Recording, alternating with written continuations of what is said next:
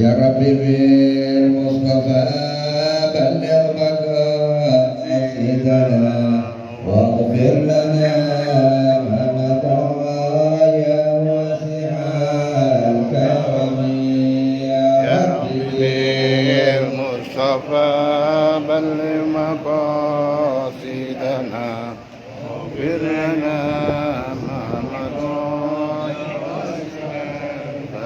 محمد أشرف الأعراب والعجم محمد خير من يمشي على قدمه يا رب بالمصطفى بلغ مقاصدنا واغفر لنا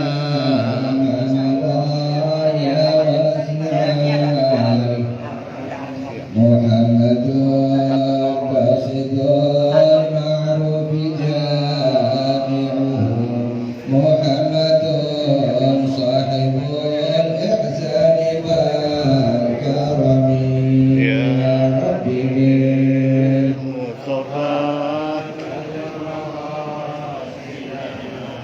واغفر لنا ما مضى يا واسع الكرم محمد تاج رسل الله غاضبة محمد صادق الأقوال والكلم يا رب المصطفى بلغ مقاصدنا واغفر لنا ما مضى يا واسع الكرم محمد ثابت مرتقي حافظه محمد طيب الأخلاق والشيم يا ربي بلغ مقاصدنا واغفر لنا ما مضى يا واسع الكرم محمد رويت بالنور طينته محمد لم يزل نورا من الكتم يا رب بالمصطفى بلغ مقاصدنا واغفر لنا ما مضى يا واسع الكرم محمد حاكم بالعدل ذو شرف محمد معدن الإنعام والحكم يا رب بالمصطفى بلغ مقاصدنا واغفر لنا ما مضى يا واسع الكرم محمد خير خلق الله من مضر محمد خير رسل الله كلهم يا رب بالمصطفى بلغ مقاصدنا واغفر لنا ما مضى يا واسع الكرم محمد دينه حق ندين به محمد مجملا حقا على عالمين يا رب بالمصطفى بلغ مقاصدنا واغفر لنا ما مضى يا واسع الكرم محمد ذكره روح لأنفسنا محمد شكره فرض على الأمم يا رب بالمصطفى بلغ مقاصدنا واغفر لنا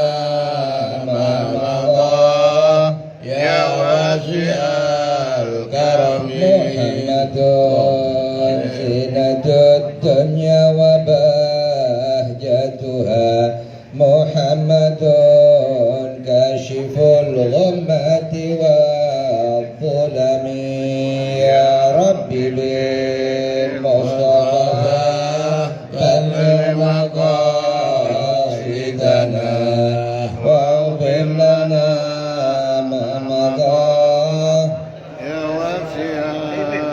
محمد سيد طابت مناكبه محمد صغر الرحمن بالنعم يا ربي المصطفى بلغ مقاصدنا واغفر لنا ما مضى يا واسع محمد ضاحك للضيف مكرمه محمد جاره والله لا يضمي يا ربي المصطفى بلغ مقاصدنا واغفر لنا ما مضى يا واسع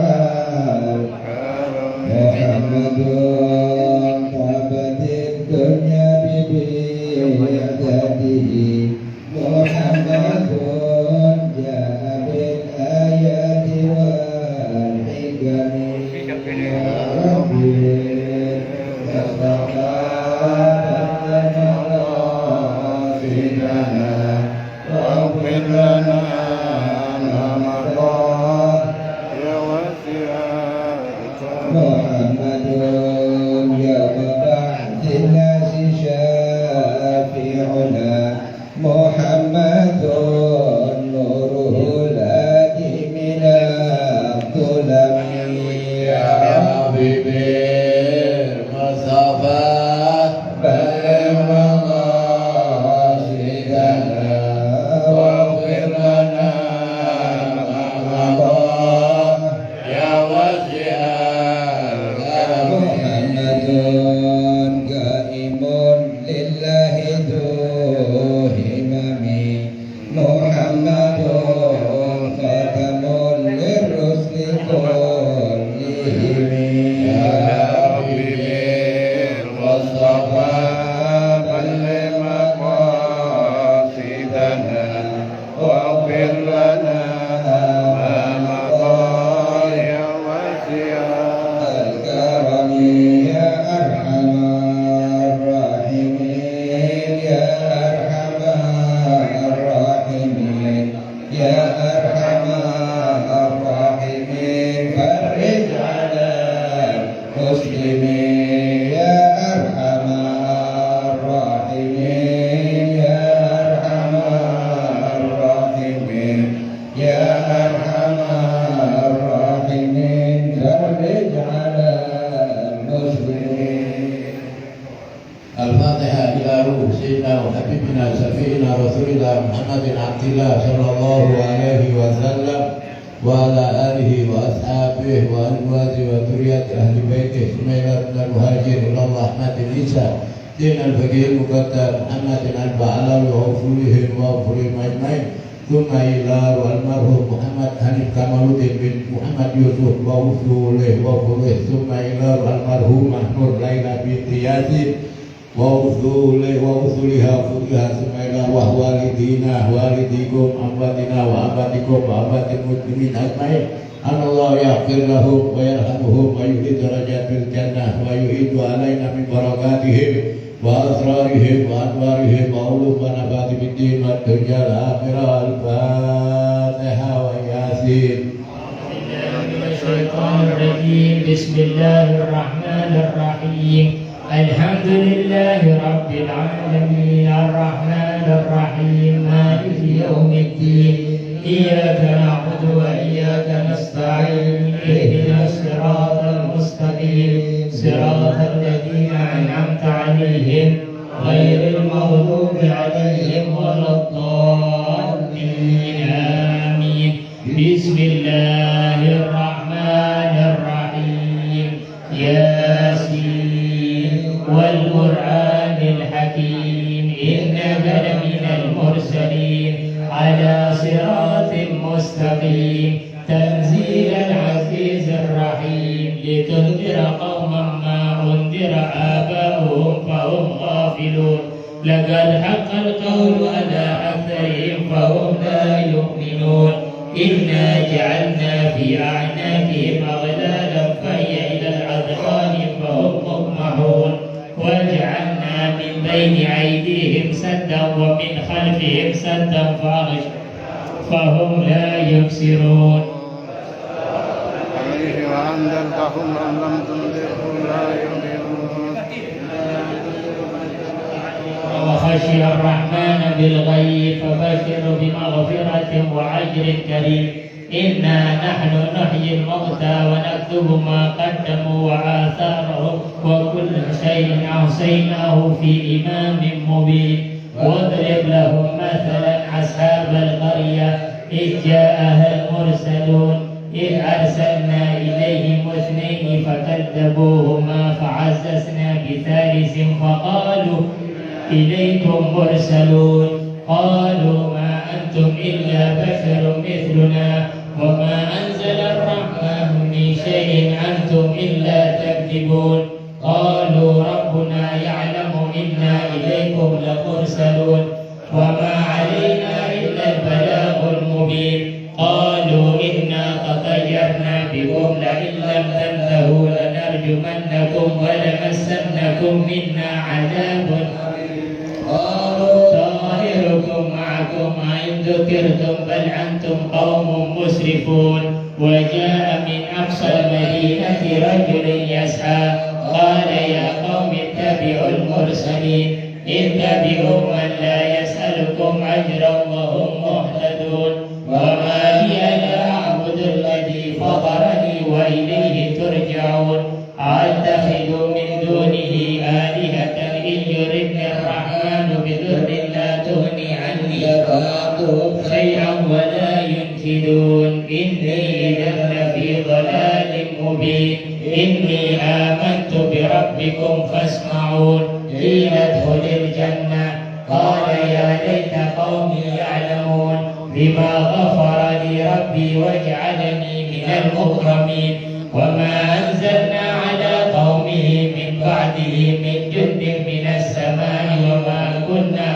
منذرين إن كانت إلا صيحة واحدة فإذا هم خامدون يا حسرة على العباد ما يأتيهم من رسول إلا كانوا به يستهزئون ألم يروا كم أهلكنا قبلهم من القرون أنهم إليهم لا يرجعون وإن كل لما جميع لدينا محضرون وآية لهم الأرض الميتة أحييناها وأخرجنا منها حبا فمنه يأكلون وجعلنا فيها جنات من نخيل وأعناب وفجرنا فيها من العيون ليأكلوا من ثمره وما عملت أيديهم أفلا يشكرون سبحان الذي خلق الأزواج كلها مما تنبت الأرض ومن أنفسهم ومما لا يعلمون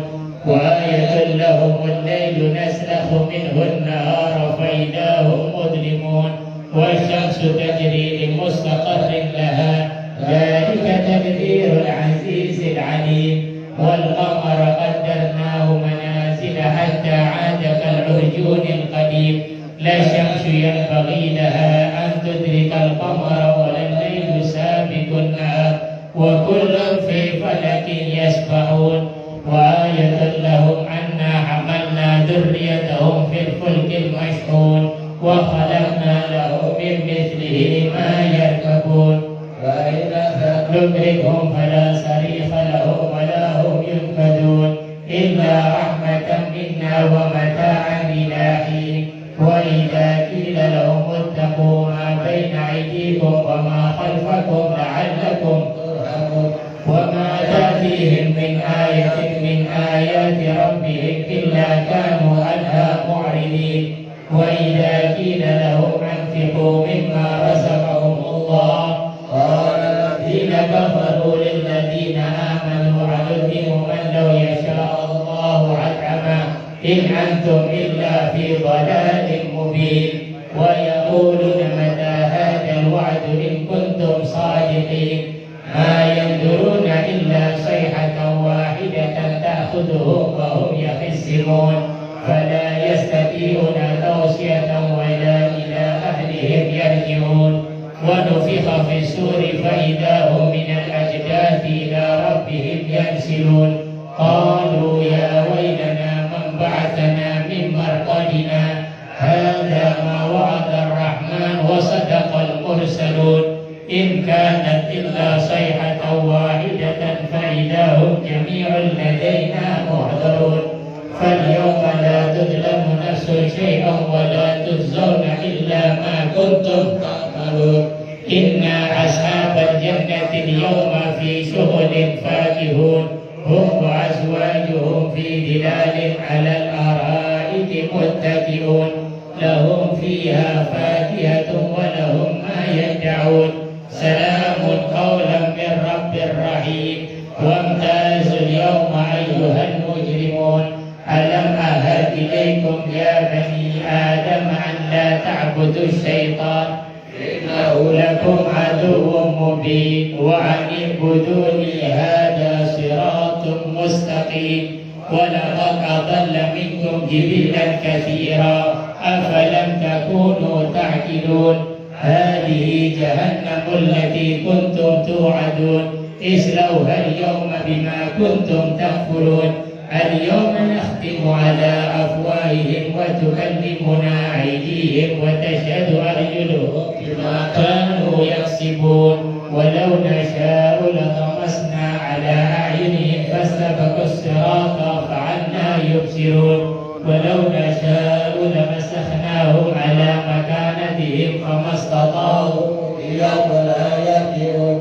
ومن نعمره ننكس في الخلق أفلا يعقلون وما علمناه الشعر وما ينبغي له إن هو إلا ذكر وقرآن مبين لينذر من كان حيا ويحب القول على الكافرين أولم يروا أنا خلقنا لهم مما عملت أيدينا أنعاما فهم لها مالكون وذللناها لهم فمنها ركوبهم ومنها يأكلون ولهم فيها منافع ومشارب أفلا يشكرون واتخذوا من دون الله آلهة لعلهم ينصرون لا يستطيعون نصرهم وهم لهم جند محضرون فلا يحزنك قولهم إنا نعلم ما يسرون وما يعلنون أولم يرى الإنسان أنا خلقناه من نطفة فإذا هو خصيم مبين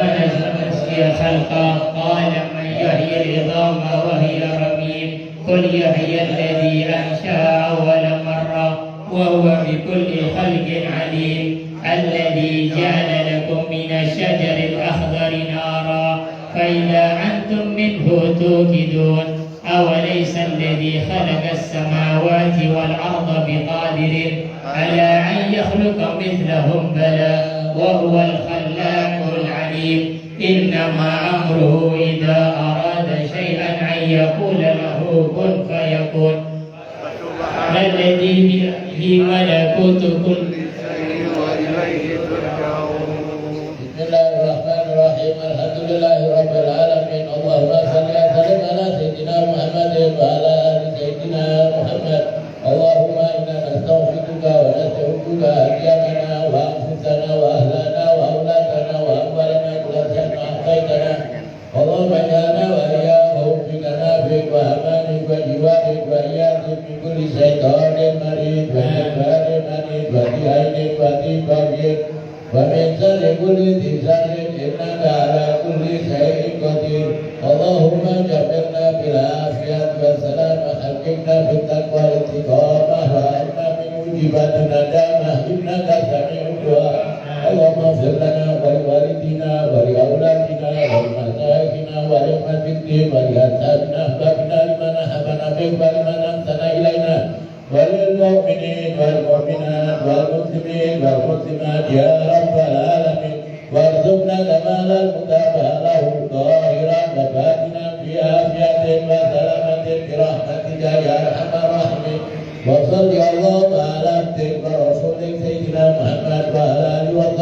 وسلم والحمد لله رب العالمين. بسم الله الرحمن الرحيم. إذا وقعت الواقعة ليس لوقعتها كاذبة خافضة رافعة.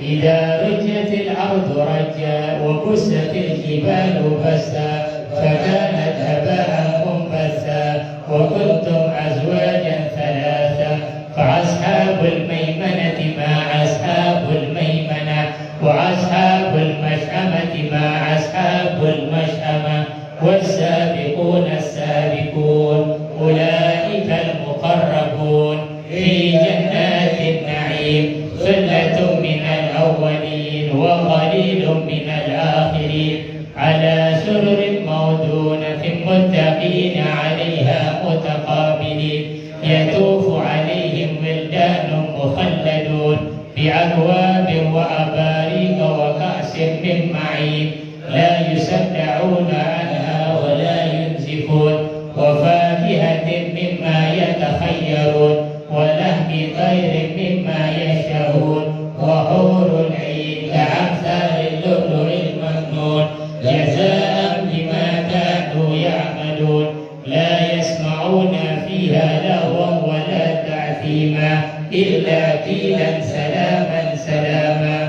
وأصحاب اليمين ما أصحاب اليمين في سدر مخضود وطلح ممدود وظل ممدود وماء مسكوب وفاكهة كثيرة لا مقطوعة ولا ممنوعة وفرش مرفوعة إنا أنشأناهن إنشاء فجعلناهن أبكارا عربا أترابا.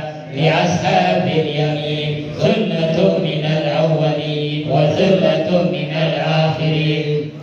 أصحاب الشمال ما أصحاب الشمال في سموم وحميم وظل من يحموم لا بارد ولا كريم إنهم كانوا قبل ذلك مترفين وكانوا يصرون على الحنث العديم وكانوا يقولون إذا متنا وكنا ترابا وعظاما أئنا لمبعوثون أو آباؤنا الأولون قل إن الأولين والآخرين لمجموعون إلى ميقات يوم معلوم ثم إنكم أيها الضالون المكذبون لآكلون من شجر من زقوم فمالئون منها البطون فشاربون عليه من الحميم فشاربون شرب الهيم هذا نزلهم يوم الدين نحن خلقناكم فلولا تصدقون أفرأيتم ما تمنون أنتم تخلقونه أم نحن الخالقون نحن قدرنا بينكم الموت وما نحن بمسبوقين ألا أن نبدل أمثالكم وننشئكم فيما لا تعلمون ولقد علمتم النشأة الأولى فلولا تذكرون أفرأيتم ما تحرثون أنتم تزرعونه أم نحن الزارعون لو نشاء لجعلناه طعما فظلتم تفكهون إنا لمغرمون بل نحن محرومون أفرأيتم ماء الذي تشربون أنتم أنزلتموه من المزن أم نحن المنزلون لو نشاء جعلناه جاجا فلولا تشكرون أفرأيتم النار التي تورون أنتم أنشأتم شجرتها أم نحن المنشئون نحن جعلناها تذكرة ومتاعا للمقوين فسبح باسم ربك العظيم فلا أقسم بمواعيد النجوم وإنه لقسم لو تعلمون عظيم إنه لقرآن كريم في كتاب مكنون لا يمسه إلا المطهرون تنزيل من رب العالمين أفبهذا الحديث أنتم مدهنون وتجعلون رزقكم أنكم تكذبون فلولا إذا بلغت الحلقوم وأنتم حينئذ تنظرون ونحن أقرب إليه منكم ولكن لا تبصرون فلولا إن كنتم غير مدينين ترجعونها إن كنتم صادقين فأما إن كان من المقربين فروح وريحان وجنة نعيم. وأما إن كان من أصحاب اليمين فسلام لك من أصحاب اليمين. وأما إن كان من المكذبين الضالين فنزل من حميم ولتسلم الجحيم إن هذا لهو حق اليقين. فسبح باسم ربك. Bismillahirrahmanirrahim. Alhamdulillahirabbil alamin. Allahumma shalli wa sallim ala sayyidina Muhammadin wa ala ali sayyidina Muhammad. Allahumma ansur wujuhana bil yasari wa la tuhna bil inkari. Sanatan bi mutalib rizqik wa la tasifu sirara khalqik wa la talu bi hati man aqama wa la tali bi dami man manana wa anta min wara'i dhalik kullihi ahlul aqa wal mani.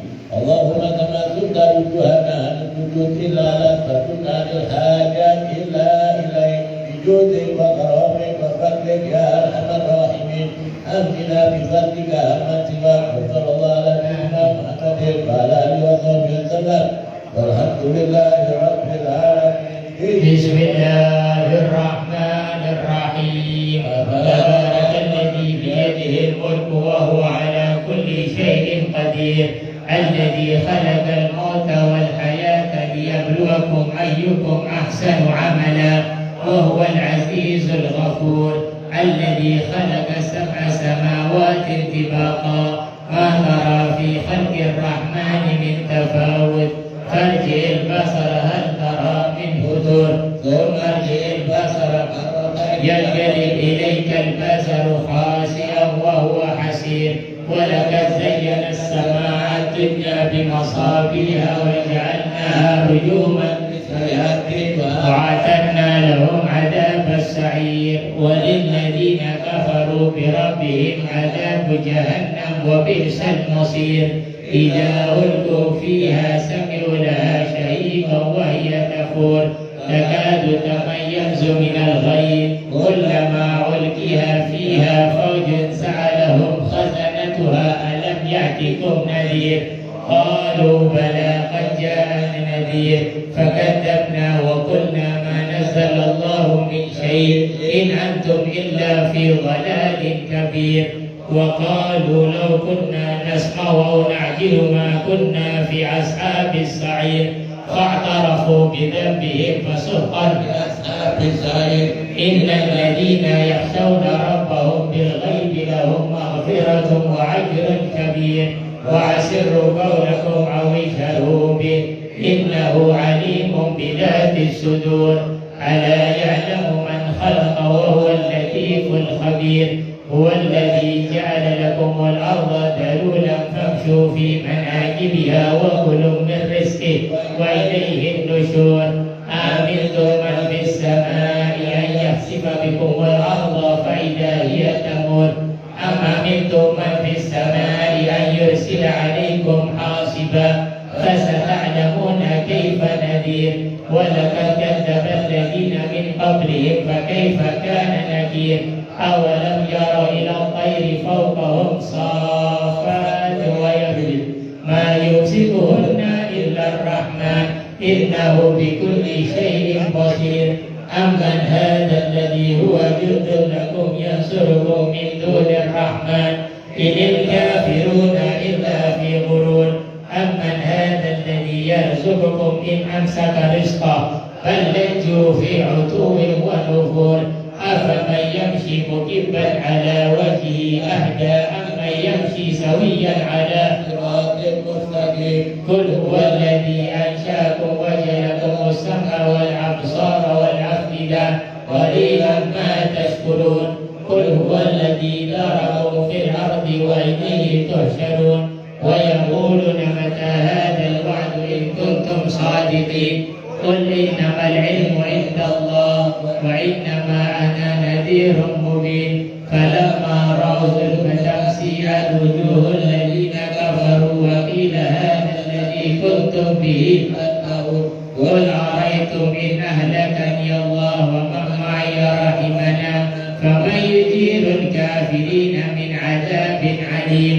قل هو الرحمن آمنا به وعليه توكلنا فستعلمون من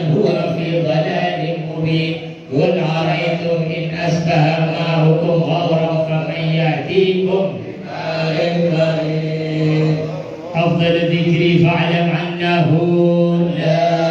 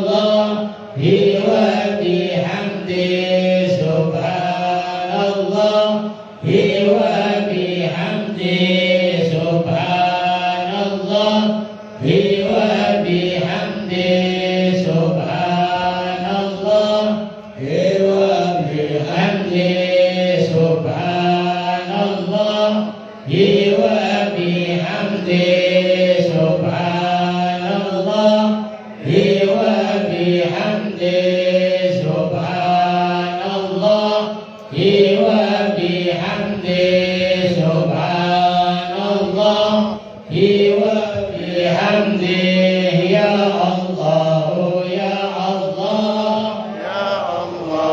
يا الله يا الله يا الله يا الله Ya Allah, Ya Allah, يا الله يا الله يا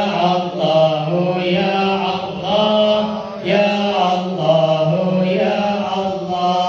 يا الله يا الله يا الله Ya Allah, يا الله يا الله يا الله Ya Allah, Ya Allah.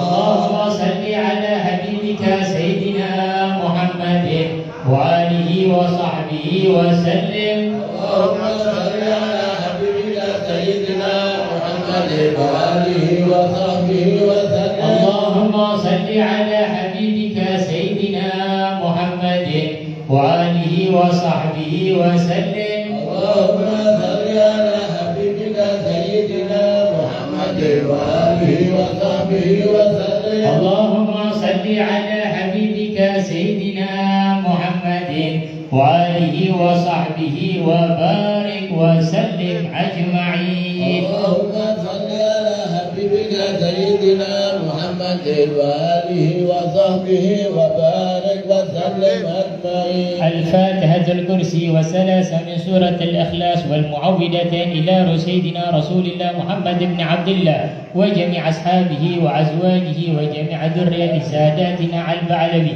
وأصولهم وفروع أجمعين وخصوصا من استمعنا ها هنا بسببهما المرحوم محمد حنيف كمال الدين بن محمد يوسف والمرحوم نور ليلى بنت محمد ياسين وأصولهما وفروعهما ثم إلى روح والدينا والديكم وعمواتنا وعمواتكم آجركم الله. الفاتحة.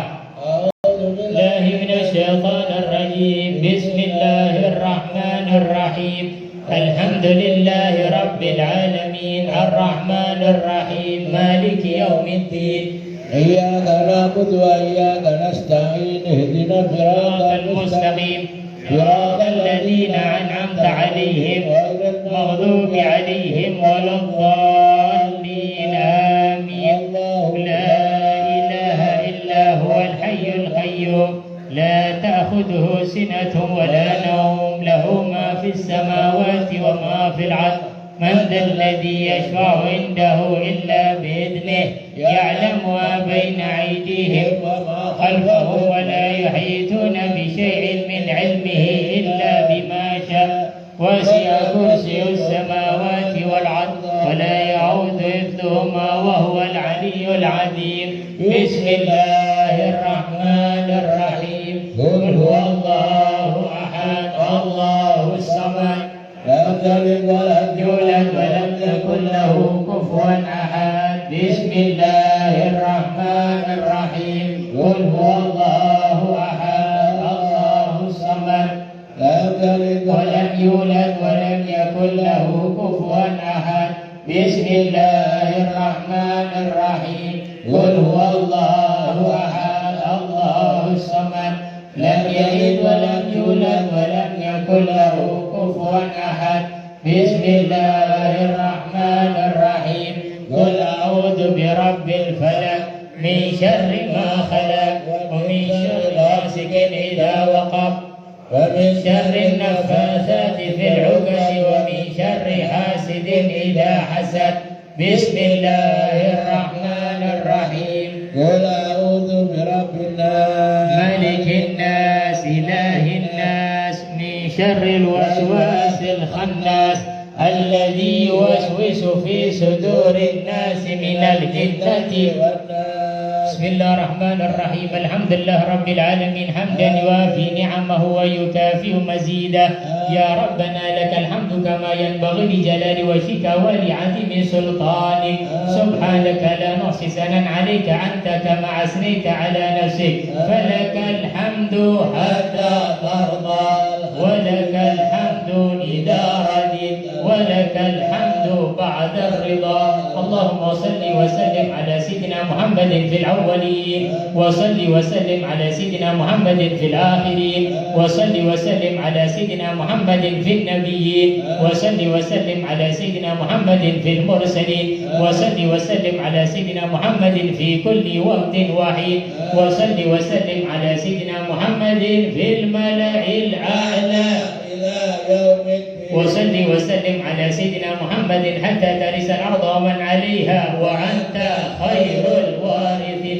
اللهم اقبل وعوصل ما قرأناه من القرآن العظيم، وما قلناه من قول لا إله إلا الله، وما قلناه من قول سبحان الله، ما صليناه على سيدنا محمد صلى الله عليه وسلم في هذا المجلس المبارك هدية واصلة محمد صلى الله عليه وسلم، ثم إلى أرواح آبائي وأخواني من الأنبياء والمرسلين صلوات الله وسلامه أجمعين، ثم إلى جميع أصحاب رسول الله وخصوص سيدنا أبو بكر وعمر وعثمان وعلي والحسن والحسين وفاطمة الزهراء وخديجة الكبرى وعائشة رضا جميع التابعين وتابع التابعين لهم بإحسان إلى يوم الدين، وجميع ساداتنا البعلوي وخصوصا سيدنا المهاجر إلى الله أحمد بن عيسى، ثم الفقيه المقدم محمد بن علي بعلوي، والفقيه المقدم ثاني العبد الرحمن أسفل أولاده، خصوصا الحب المحضر والحبيب أبي بكر شكر عبد الله العندرس، والحبيب أبي بكر العدني وشو بكر بن سالم وأخوه الحب عقل بن سالم وعسولهم ثم لكل بساد وغوث العباد والبلاد الحب عبد الله بن علي الحداد، والحب عبد الله بن علي الحداد، حب علي بن عمر علي بن عبد الله بن حسين أسكو بكر بن حسين أسكو صالح بن أسد بخانم وأصولهم ثم إلى عبد الغني بن عبد الرحيم وأصوله وفوره وجدي بيبي بنت بوتا محمد بن يوسف بن محمد إسماعيل وفاطمة بنت عبد الغني وياسين بن نور محمد وأولاده وفاطمة بنت عالم الدين وعبد الله بن عبد الغني وعبد الحليم بن عبد الغني وعبد الحامد بن عبد الغني ومحمد بن عبد الغني وعبد الكريم بن عبد الغني وأصغر علي بن عبد الغني ومريم بنت عبد الغني وزوجها ومحمد إبراهيم محمد يوسف محمد إسماعيل محمد يوسف وزوجته وأولاده وخير النساء بنت محمد يوسف وفاطمة بنت محمد يوسف وزهرة بيبي بنت عبد الرحمن وسالقة بنت عبد الرحمن وعبد الرزاق بن عبد الله وعبد الحامد بن عبد الله وناصر بن سعيد شهبل وهانون بنت محمد قاسم والحبيب علي بن عقيل المطهر وعباب علوية بنت عمر عسكاب ومحمد ناصر محمد يوسف ومحمد قاسم بن نور الدين وأصولهم وخصوصا محمد بن محمد حنيف كمال الدين محمد إبراهيم بن محمد حنيف كمال الدين وفاطمة وردة بنت محمد حنيف كمال الدين وعولها علي بن أحمد مطهر وعبد القادر بن أحمد مطهر وأصولهم وخصوصا من استمعنا هنا بسببهما المرحوم محمد حنيف كمال الدين محمد يوسف والمرحومة نور ليلى بنت محمد ياسين وأصولهما وفروعهما أجمعين ثم إلى روح والدينا والديكم وعماتنا وعماتكم أوصل اللهم ثواب ذلك منا إليهم اللهم اجعل نورا يسعى ويتلعلى بين أيديهم اللهم اجعل حجابا لهم من النار وشراعا لهم من النار وعتقا لهم من النار ونجاة لهم من النار اللهم اغفر لهم وارحمهم وعافهم واعف عنهم واجعل قبرهم روضة من رياض الجنان ولا تجعل قبرهم حفرة من حفر النار يا حنان يا منان يا من إذا سئل وإذا استئن عن ربنا آتنا في الدنيا حسنة وفي الآخرة حسنة وقنا عذاب النار بفضلك وبرحمتك يا أرحم الراحمين وبفضل سبحان ربك رب العزة عما يصفون وسلام على المرسلين والحمد لله رب العالمين. جاه النبي وآل النبي وإلى حضرة النبي محمد صلى الله عليه وآله وصحبه وبارك وسلم بسر الفاتحة. بسم الله الرحمن الرحيم.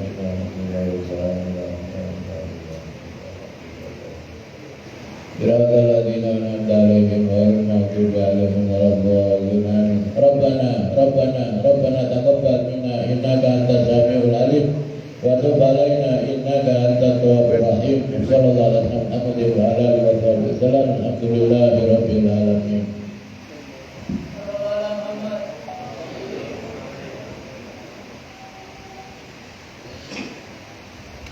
Assalamualaikum warahmatullahi wabarakatuh.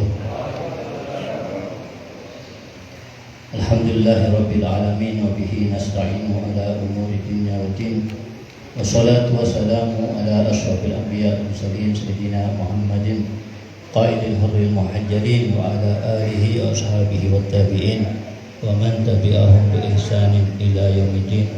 Amma ba'du. Yang sama-sama kita muliakan, kita hormati para habaib yang banyak hadir bersama kita, duduk bersama kita, yang dikatakan oleh Nabi Muhammad SAW, masalu ahli baiti kamasali safinati Nuh, man waqibaha najah wa man takhallafa anha gharq. Barang siapa, perumpamaan dan gambaran daripada keluargaku, anak keturunanku sama seperti bahtera Nabi Allah Nuh, maka barang siapa yang berada di atasnya dia akan selamat, dan yang tertinggal daripada bahtera Nabi Allah Nuh maka dia akan celaka.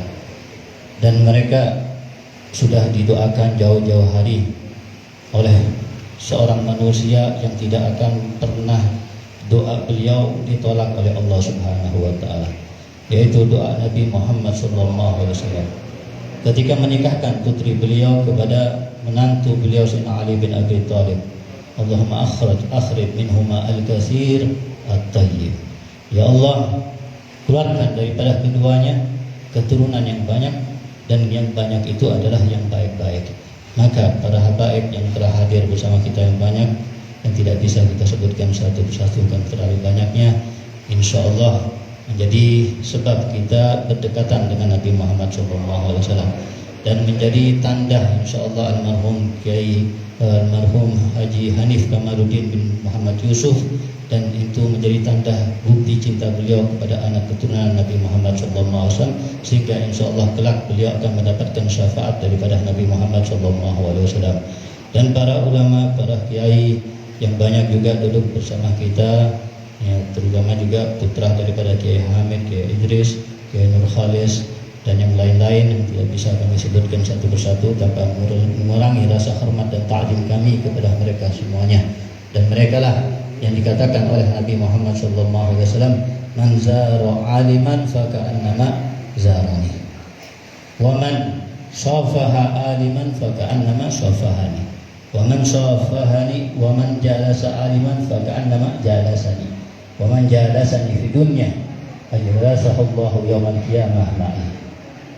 Itulah para ulama yang alhamdulillah sampai sekarang masih banyak para ulama yang dikatakan oleh baginda Nabi Muhammad SAW bahwasanya seseorang yang berziarah kepada ulama, sowan kepada ulama, sama dengan sowan dan berziarah padaku kepada Nabi Muhammad SAW. Karena ulama lah yang menjadi pewaris para nabi, ulama lah yang menjadi ahli waris Nabi Muhammad SAW. Maka barang siapa yang bercium atau berjabat tangan atau mencium tangan daripada ulama, maka sama dengan berjabat tangan denganku, kata Nabi Muhammad. Dan barang siapa yang duduk-duduk dengan ulama, maka niscaya nanti Allah Subhanahu wa taala akan takdirkan di hari kiamat untuk duduk bersamaku insyaallah di surga Allah Subhanahu wa taala. Maka kita alhamdulillah Allah takdirkan, Allah mudahkan langkah kita untuk pergi dan menghadiri sahibul hajat, sahibul hal, keluarga sahibul hal, ya, Haji Muhammad Hanif, ya, terutama putra beliau Akhina Ahmad. Maka dengan berkat kita duduk bersama mereka semuanya, insyaallah bacaan yang kita hadiahkan buat almarhum diterima oleh Allah Subhanahu wa taala, dan mudah-mudahan menjadi sebab selamatnya mereka semuanya dari azab Allah, dan ditinggikan derajat mereka semuanya di sisi Allah Subhanahu wa taala. Amin ya rabbal alamin.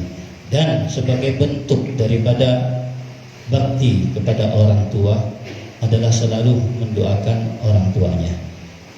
Kita dituntut oleh Allah Subhanahu wa taala untuk kita berbakti kepada orang tua kita di masa hidup kita. Berbakti kepada orang tua di masa hidup mungkin bisa jadi kita melakukannya, bisa jadi tidak melakukannya. Bisa Allah berikan kepada kita taufik dan hidayah untuk kita taat kepada orang tua kita. Untuk kita selalu melihat kebutuhan orang tua kita sehingga kita mengabulkan dan menghadirkan apa yang dibutuhkan orang tua kita. Untuk kita selalu mendengar nasihat daripada orang tua kita. Untuk kita selalu untuk menjaga dan merawat orang tua kita di saat orang tua kita sudah lemah. Dan itu perintah dan kewajiban. Dan itulah yang menjadi ibadah paling afdal. Itulah ibadah yang paling mulia di saat masa hidup kita. Kadang-kadang kita sebagian daripada manusia ada yang menjadi orang yang rajin dengan ibadah kepada Allah Subhanahu wa taala. Pergi ke masjid rajin dengan baca Qur'annya, rajin dengan baca zikirnya, baca rotibnya, tapi ibunya sedang membutuhkan di rumah, yang lemah tidak pernah dilihatnya, tidak pernah ditanyakan apa kebutuhannya, bagaimana keadaannya, atau apa yang diinginkan darinya, atau hanya walaupun hanya memijat kakinya, dia sibuk dengan ibadah. Maka ini ibadah yang tidak diterima oleh Allah Subhanahu wa taala. Bukan Al-Faqih yang mengatakan, tapi Nabi Muhammad sallallahu alaihi wasallam. Nabi Muhammad sallallahu alaihi wasallam mengatakan, "Salasun la yanfa ma'ahunna al-amalu." Ada 3 hal.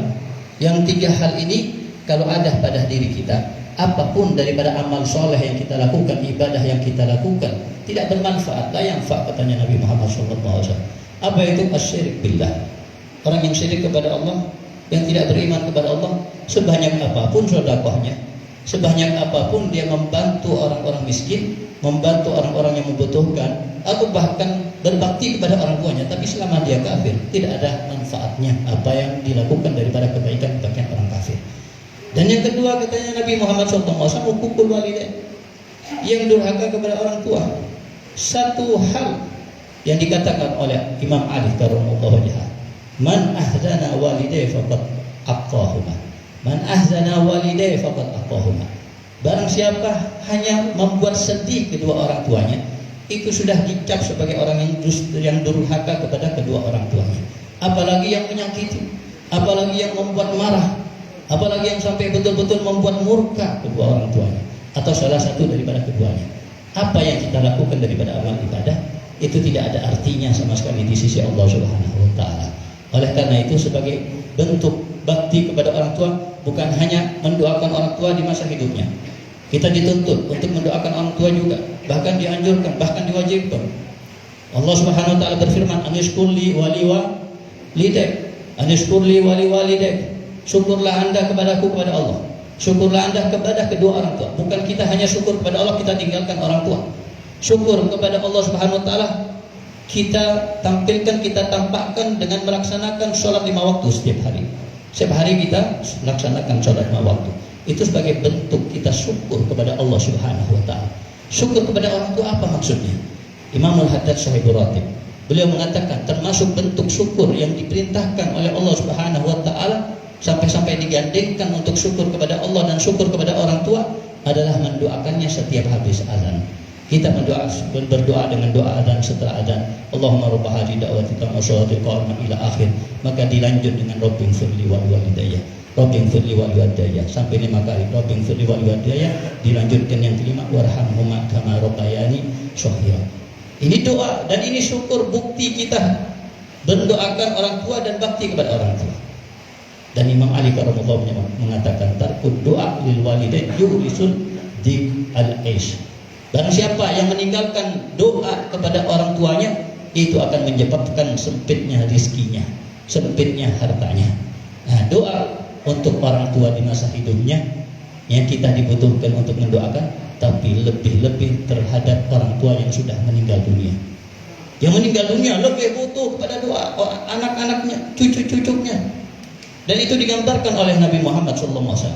Mal mayyit fi qabr illa kal harik al mutahawwis yantadiru da'watan talhaquhum min abin aw ummin aw akhin aw sadiqin fa idza lahiqathu kanat ahab ilaihi minad dunya wa ma fiha. Ketahuilah bahwasanya orang tua yang meninggal atau siapapun yang meninggal di kuburannya, dia itu bagaikan orang yang tenggelam di lautan, di air, yang mengharap pertolongan. Jadi bagaimana kita melihat orang yang sedang tenggelam, mengharap pertolongannya, harap dengan harapan yang sangat besar, ingin betul-betul ditolong. Tidak ada yang diinginkan saat itu kecuali orang yang menolong dan menyelamatkannya daripada tenggelam. Itulah ya gambaran daripada orang-orang yang meninggal dunia, termasuk orang tua kita yang sudah meninggal dunia. Itu ditunggu-tunggu kapan anak punya anak mendoakan anak, kapan anak punya anak istighfar untuk anak, kapan anak punya anak bisa baca tahlil untuk anak, kapan anak punya anak bisa menghatamkan Quran untuk anak, kapan orang tua anak ini diharapkan berziarah ke kuburannya. Kadang kita lupa untuk mendoakan orang tua kita. Kadang kita lupa dengan orang tua kita, sedangkan orang tua kita menjerit mengharap bantuan kita. Inna hadayal ahya al-istighfar. Oleh karena itu dikatakan oleh Nabi Muhammad SAW, idza mata ibnu Adam in khata amaluhu. Kalau sudah manusia meninggal dunia, in khata amaluhu in khata.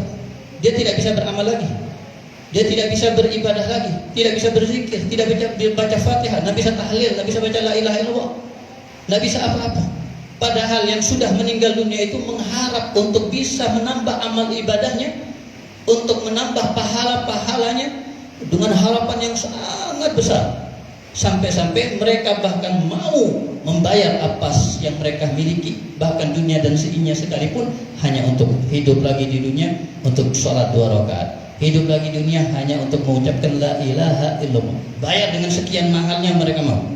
Kita sekarang masih ada kesempatan seperti ini. Ya, kita bisa membaca la ilaha illallah, bisa kita baca Quran, bisa kita baca zikir, kita bisa. Ya, ini umur yang betul-betul nikmat dari Allah yang luar biasa. Ini yang dikatakan yang tajiru da'watan min abin au ummin au akhin au sadiqin. Baik anaknya, orang tuanya, saudaranya, atau mungkin sahabatnya. Ya, ini ditunggu. Fa idza lahiqathu kanat ahab ilaihi minad dunya wa ma fiha. Kalau sudah kita betul-betul mendoakan orang tua kita, membacakan tahlil untuk orang tua kita, bahagianya luar biasa, lebih bahagia daripada kita berikan dunia dan seisinya. Kita berikan uang sekian juta, mungkin akan menjadi kegembiraan kepada orang tua kita. Lebih daripada itu. Ini yang digambarkan oleh Nabi Muhammad SAW. Oleh karena itu, termasuk bakti yang paling agung, bakti yang paling luar biasa mulianya, bukan ketika masa hidupnya, tapi di saat wafatnya orang tua. Mungkin kita di saat masa hidup orang tua kita diberita, ya karena terpaksa kita taat. Kalau enggak kita mungkin dimarahi. Atau kita taat, atau kita melayani orang tua mungkin karena ya sudah menjadi kebiasaan. Atau karena kita hanya tidak ingin dicela oleh orang lain, fulan ini tidak taat sama orang tuanya, fulan ini tidak bakti. Makanya tidak seperti apa yang didapatkan oleh Imam Uwais Al-Qarani.